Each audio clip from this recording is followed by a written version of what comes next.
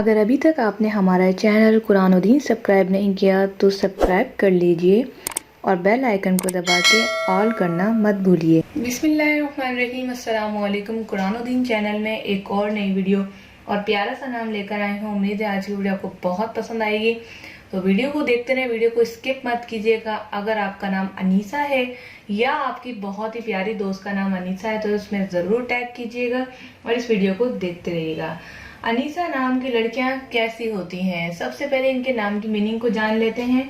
इनकी मीनिंग का नाम होता है गमख्वार। गमख्वार का मतलब ये होता है कि जो लोगों के गम को महसूस करे, लोगों के लिए काम आए और हर किसी के गम में शामिल हो जाए, इसे गमख्वार कहते हैं, यानी गमों को समझने वाली।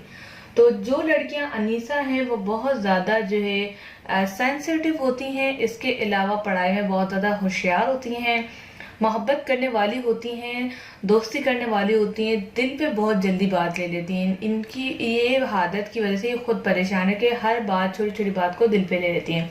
जैसे कि इनकी नाम की मीनिंग गमख्वार है, तो हर किसी के गम को हमेशा अपने दिल में बसा लेती हैं और कोशिश करती हैं कि उसे हल करें। जो इनसे नहीं हो पाता तो इनका एक ही काम होता है रोना, क्योंकि एंड में कुछ बचता नहीं है, क्योंकि सेंसिटिव है ना।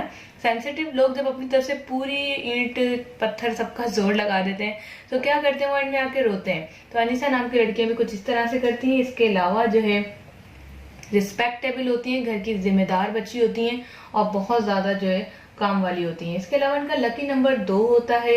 मुआफिक रंग, मुआफिक का मतलब होता है फायदेमंद, तो ये जमा में लिया गया है तो बहुत ज्यादा फायदेमंद। तो मुआफिक इनका जो रंग है वो सुर्ख है, यानी लाल।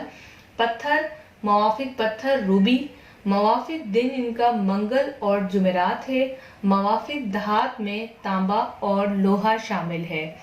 तो इसके अलावा जो है अगर आपकी दोस्त का नाम अनीसा है तो उसे जरूर शेयर कीजिएगा। अगर आपका नाम अनीसा है तो नीचे कमेंट्स में हमें बताएं कि आपको आज की वीडियो हमारी कैसी लगी। वीडियो को लाइक करके शेयर करना मत भूलें। इंशाअल्लाह ताला नेक्स्ट वीडियो में फिर मुलाकात होगी। अस्सलाम वालेकुम वरहमतुल्लाह।